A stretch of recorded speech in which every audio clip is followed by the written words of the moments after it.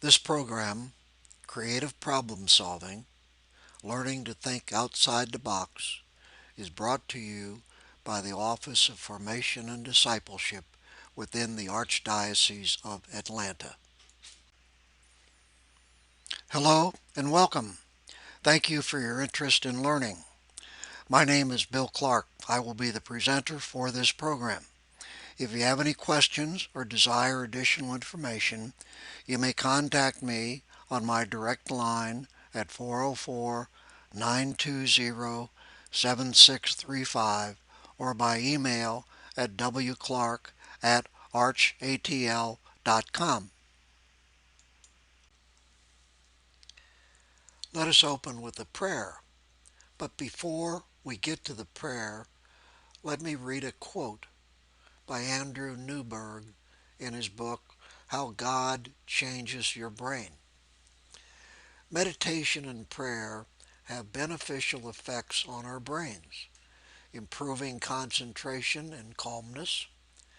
Brain scanners show that intense prayer and meditation alters our gray matter, strengthening regions that focus the mind and foster compassion while calming those linked to fear and anger.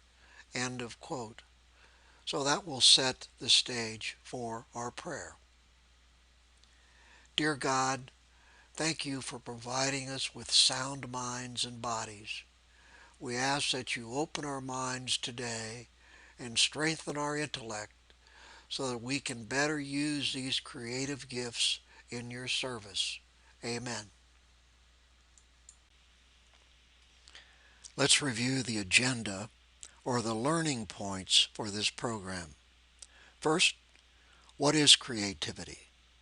Then we'll define creativity, establish a perspective on creativity, discuss some myths or untruths about creativity, acceptance of new ideas, mental blocks to creativity, traits of creative people, left brain versus right brain functioning. Then we'll get into a creative problem solving model, then review a creativity checklist using the acronym SCAMPER, then a creative problem solving techniques discussion, and concluding with a couple of creative exercises. Let's first pose the question, why creativity? Why creativity at this point in time? Well, the world is changing rapidly. Technology now provides tools we never had previously.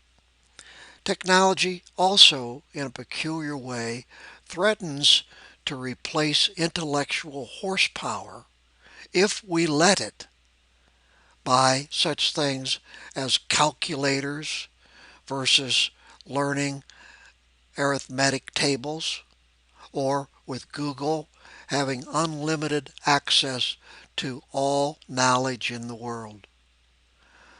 Our unique gift as people is our ability to think, to dream, to envision, to create.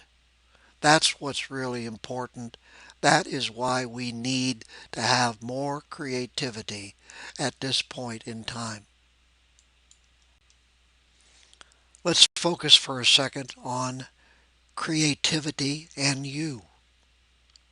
Creativity is either a natural gift that God provided you when you were born, or it can be a learned process. Either way, you need to be creative, both on the job by getting things done better and faster, and it also helps to differentiate you from your colleagues. And also, we need creativity at home as we try to find balance in our lives and survive by being more creative. Listen up and learn how to develop or enhance your creative skills. Why? This quote answers the question why. If you always think the way you've always thought, you'll always get what you've always got. It's that simple. That's why we need to be more creative. Now let's define creativity from four different perspectives. First, by Mitchell Riggi and Keith Harmeyer in their book Smartstorming. Creativity is generating new ideas and concepts or making connections between ideas where none previously existed. That's one point of view. The second, by Dr. Betty Edwards, in Drawing on the Right Side of the Brain. Creativity is the ability to find new solutions to a problem or new modes of expression. Thus, it brings into existence something new to the individual and to the culture. A third look at a definition by Albert Einstein in his work Creativity, Design, and Business Performance.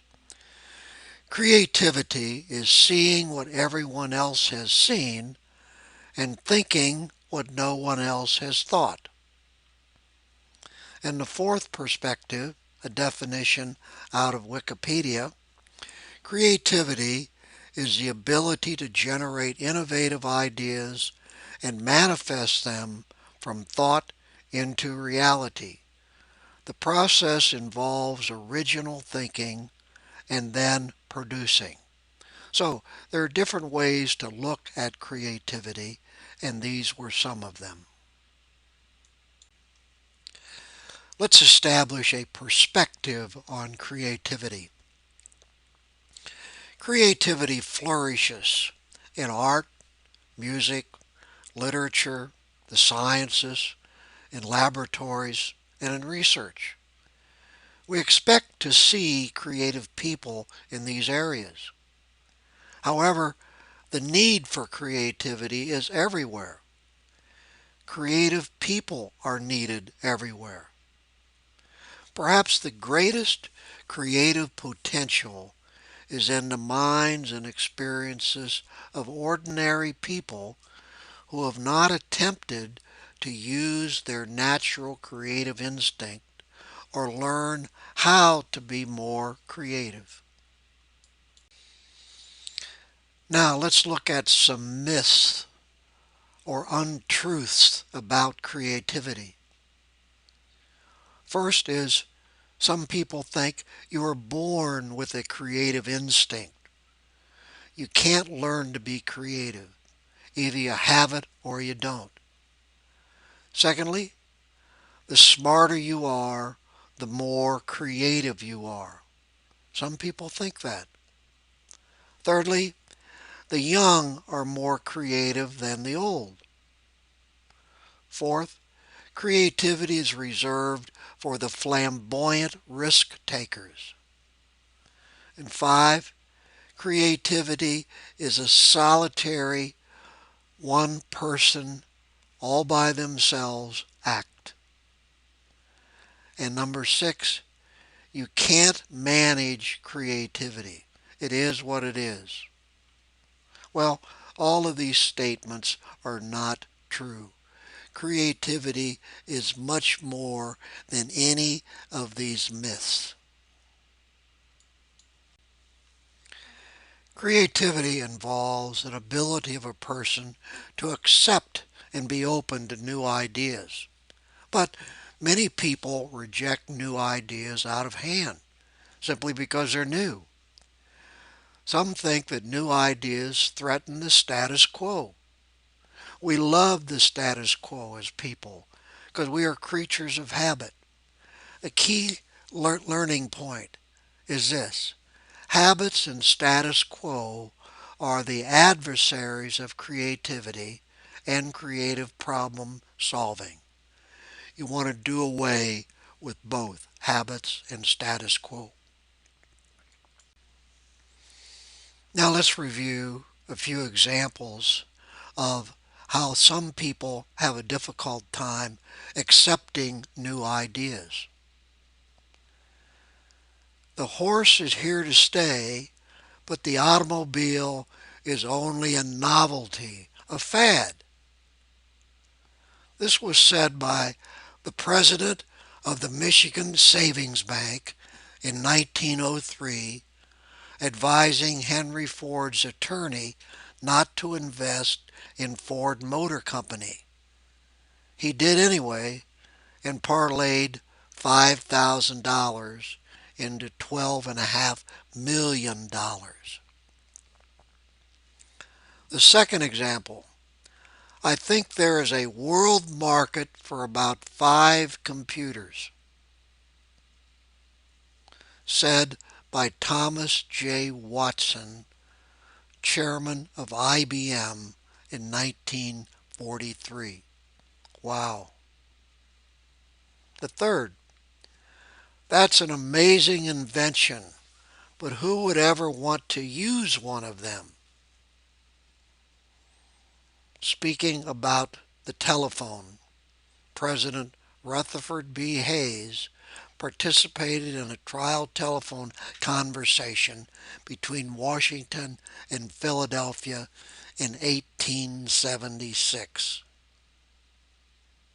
Next, television won't be able to hold on to any market it captures after the first 6 months. People will soon get tired of staring at a box every night. Who would say something like that? Well, it was Darrell F. Zanuck, the head of 20th Century Fox in 1946. So you can see some pretty powerful people can also have a problem accepting new ideas. Now, let's talk about blocks to creativity. Why aren't we as people more creative than what we are? Well, we're influenced by inhibitors built into us and surrounded by us. We're influenced by the opinion of others. We call these inhibitors mental blocks. Let's cover several of them. Mental block number 1, the right answer. We're taught to think that there's always just one right answer, one way of doing things. Therefore, we're sort of programmed not to look for other ways, perhaps better ways of doing things. Mental block number 2, that's not logical. We're also taught to think logically. Don't go outside the box. It's dangerous out there. Conform. Stay within the box. To illustrate this point, let's do the 9-dot exercise. On a piece of paper, draw these 9 dots just as you see them here. Now, with these dots, try connecting all 9 with only 4 straight lines, all without taking your pen or pencil off the paper. Got it? Go ahead and start.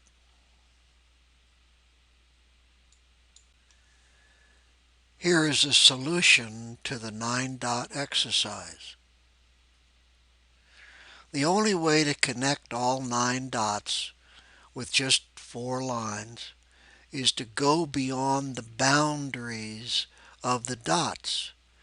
This is where the saying, thinking outside the box, came from.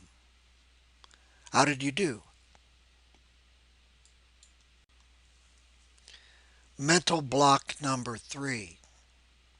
We're told to follow the rules.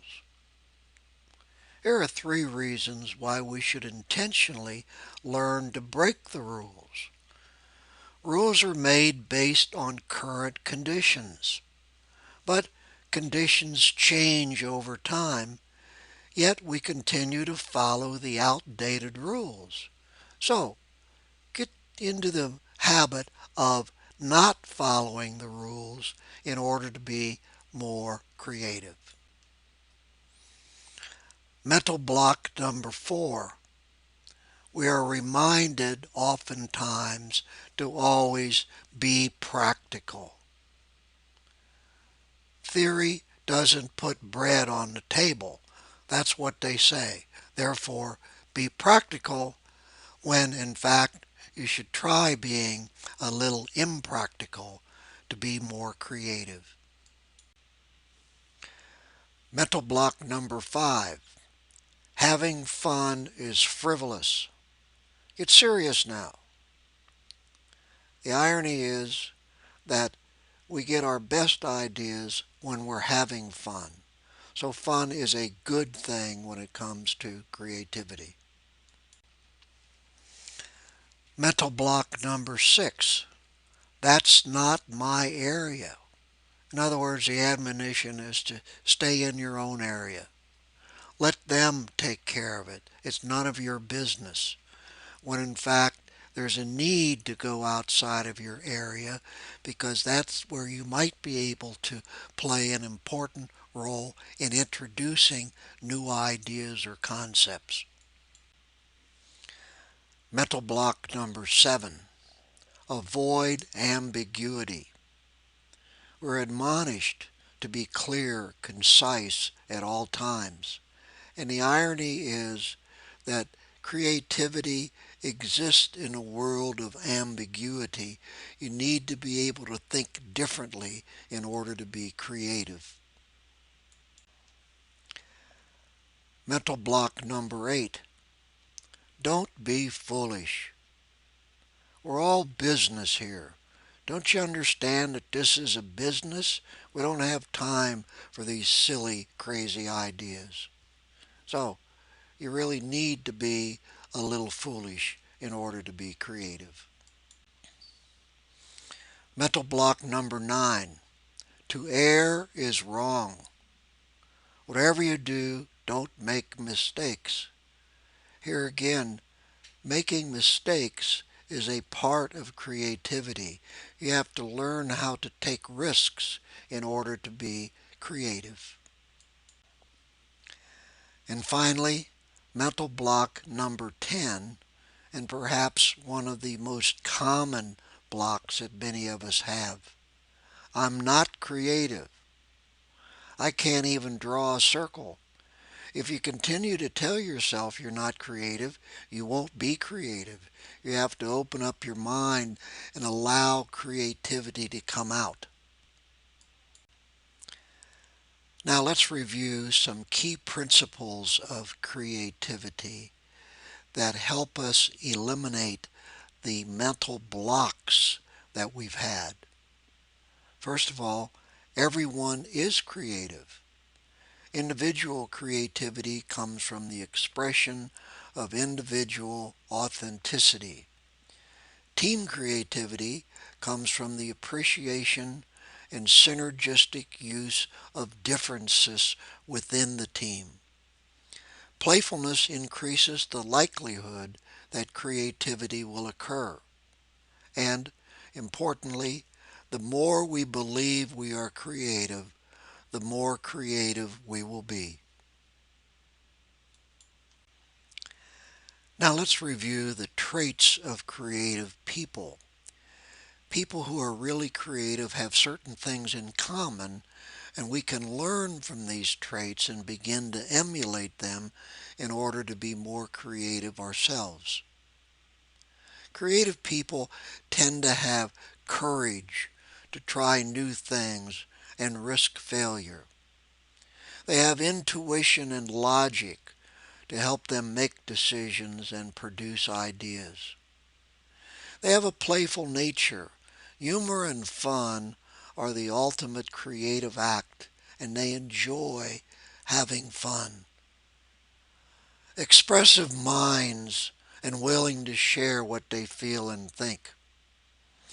Creative people have a need to find order in confusion, and discover hidden meaning in information.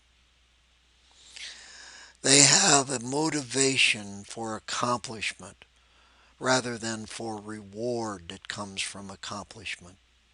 They have an ability to find solutions to challenging problems. They have an inquisitiveness to challenge assumptions and ask hard and difficult questions. They have an ability to make connections between old ideas to produce new insights. They have a desire to push the envelope in order to expand the boundaries of thinking. And finally, they have a fascination to test new ideas and compete based on results. If we emulate these traits, we too can be more creative. Let's talk about the functioning of the brain, the left brain versus the right brain. The left brain and right brain are different. The left brain contains our analytical skills, our logic, ability to handle math, science, language, details, our past, knowledge, reality, strategy, and practicality. All things that deal with analytical skills. The right side, the right brain, on the other hand, is where our creativity exists. We have feelings for arts and music and pictures and philosophy and the future and fantasy and possibilities and dreaming. So the brain, in fact, has two sides. One is very logical and one is very creative. Why is the left brain, right brain an issue? Well, we tend to focus most of our time and activity on the left brain. It becomes dominant, more efficient, and easier to use simply because we use it more than the right brain. The right brain is used for creative thinking. Therefore, if we don't do a lot of creative thinking, it becomes weaker, less efficient, and slower. The old adage comes to mind, use it or lose it. So if we don't exercise the right brain more, it will become less efficient and we might lose some of its capabilities. Now let's introduce a concept called creative problem solving, or CPS. Creative problem solving is a proven method or technique that we can use to approach a problem that needs a solution in an imaginative, innovative, and creative way. It's a tool that helps us properly define the problems and create breakthrough ideas and then take action on these ideas.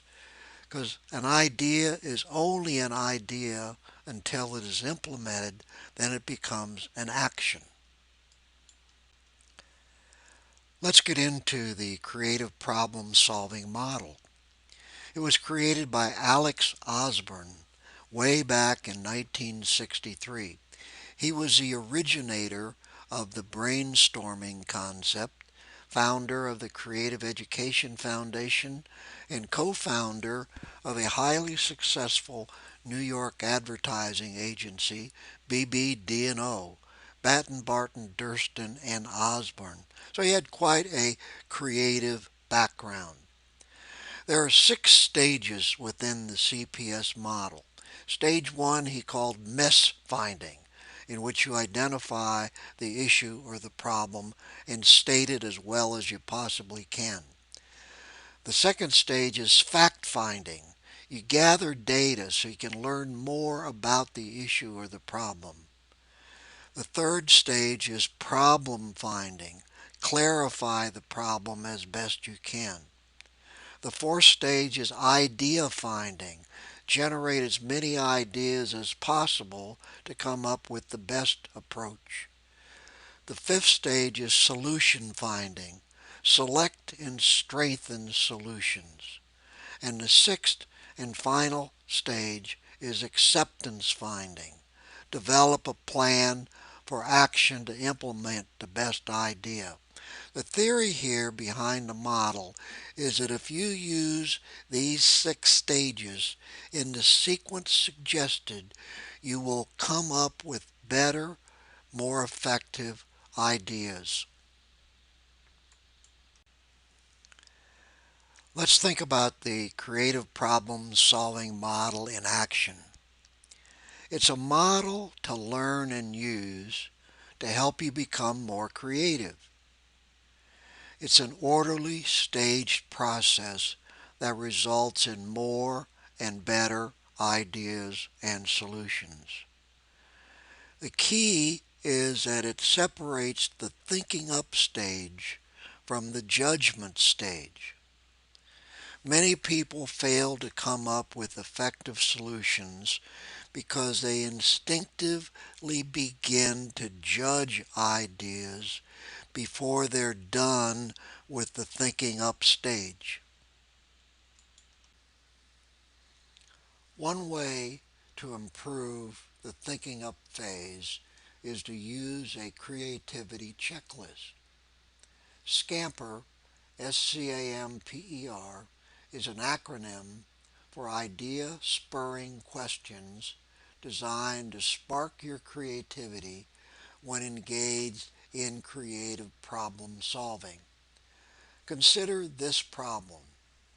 How can I save money at the grocery store? Well, SCAMPER, the S stands for substitute. What can I substitute for my usual purchases? C stands for combine. How can I combine purchases to save money? A is adapt. How can I adapt what I'm doing from wiser, more experienced shoppers? M is for magnify. What can I magnify or expand or buy more of to save? P is put to other uses. How can I use other products to save money? E is eliminate. What can I eliminate from my buying that I really don't need? R is for rearrange. How can I change my shopping habits, perhaps on days where they offer better values?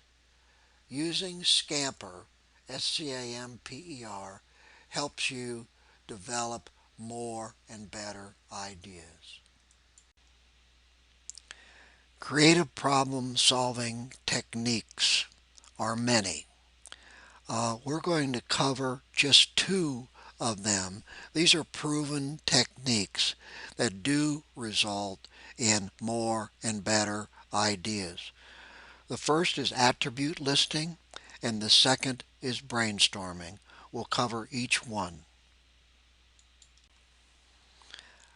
The first creative problem-solving technique is called attribute listing. It identifies the unique characteristics of things. The principle is that when you look at an item and break it down into its unique characteristics or attributes, you help to identify possible new uses or solutions that you can use at the moment or store away in your memory for possible future use. It causes you to view items in a totally different light. Instead of looking at something as a whole, you look at it as the sum of all of its parts. An example, what can you make a hole with besides a drill bit? We normally would think about making a hole with a drill. But there are other things that have attributes similar to a drill bit. What are the attributes of a drill bit?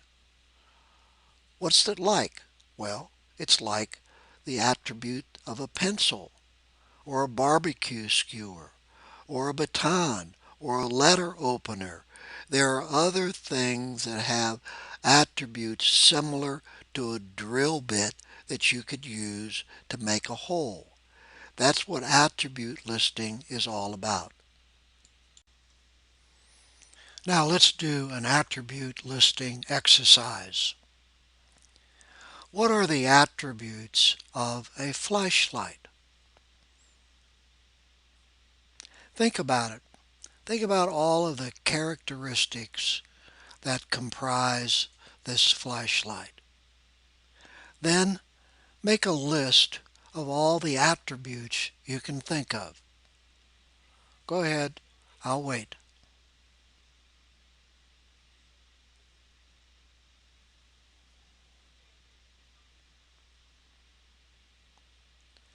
Well, here are some of them that I came up with. Has a durable plastic body, a removable top and bottom, has a screw-like threads inside and out.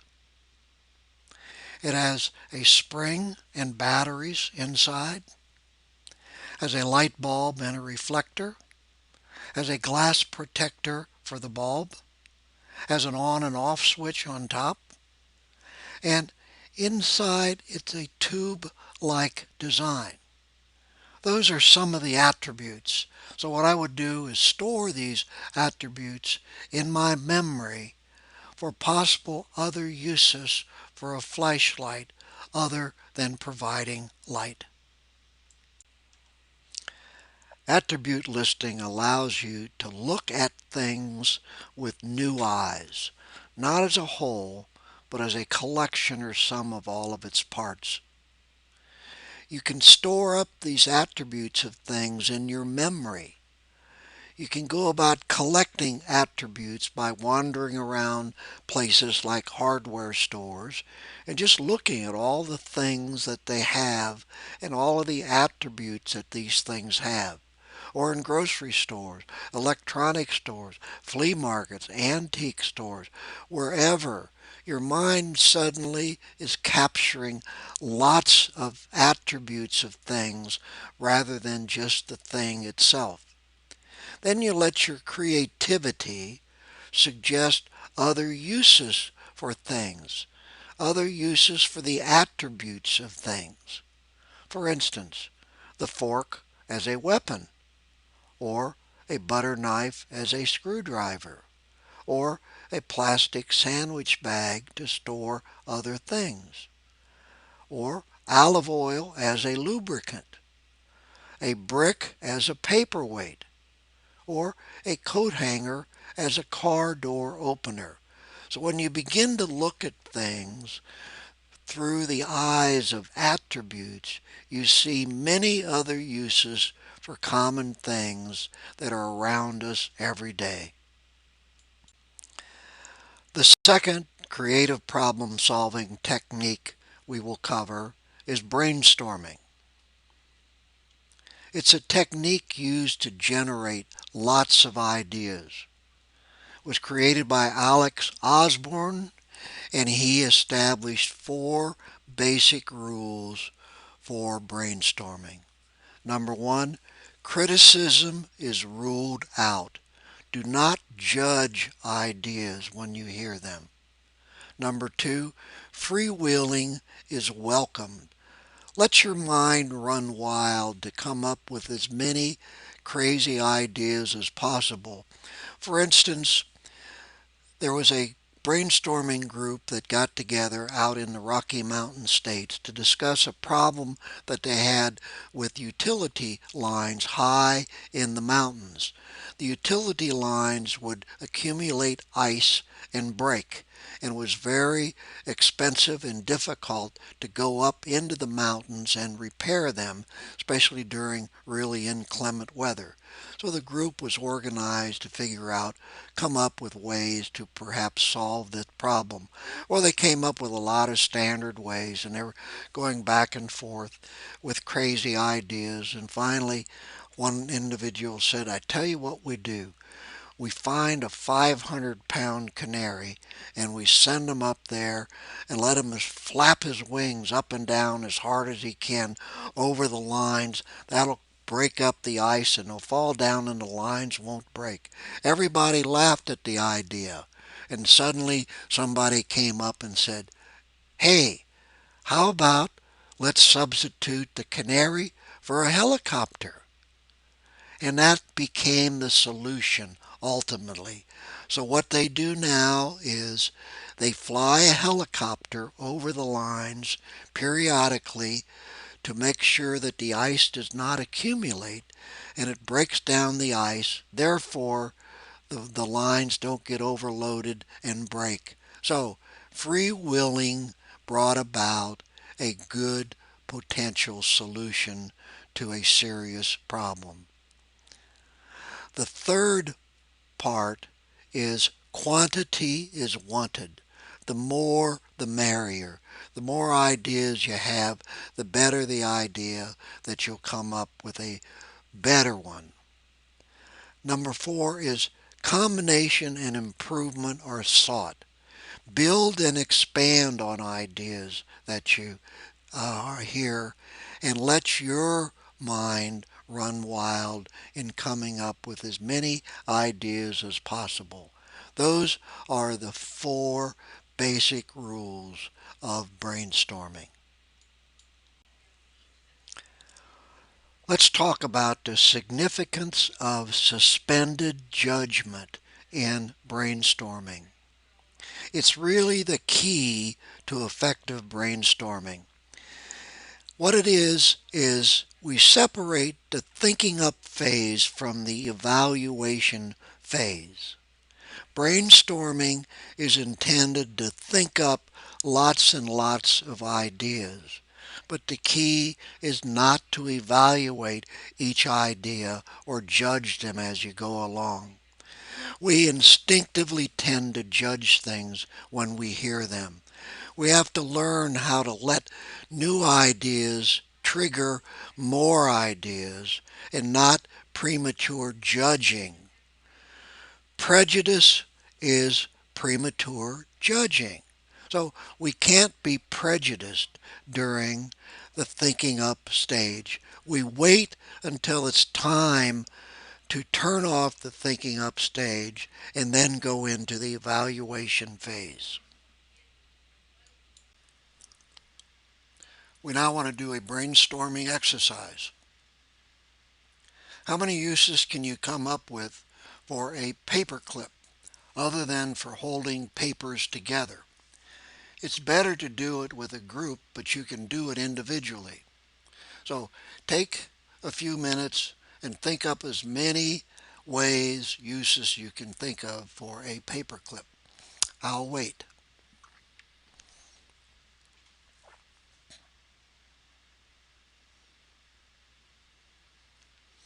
Okay, here are some possible uses. A necklace, imitation mini trombone to push the restart button on your router, keeping headphones from getting all tangled up as a bookmark, possible cufflinks to be able to wire something together as an electrical conduction, to pick a lock, to clean your fingernails, to use as a toothpick, to etch in plastic or wood. These are some of the possible uses. Did you have any more than 12 uses? Try the exercise again in a few days after you've studied creativity and see how many more uses you can come up with.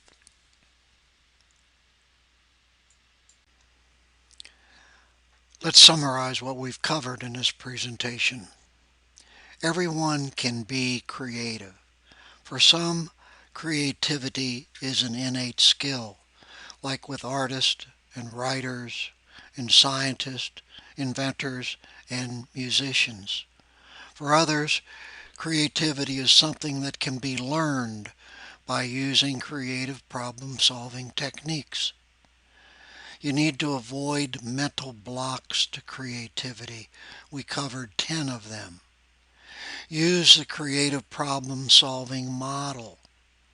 Use the tools like attribute listing and brainstorming.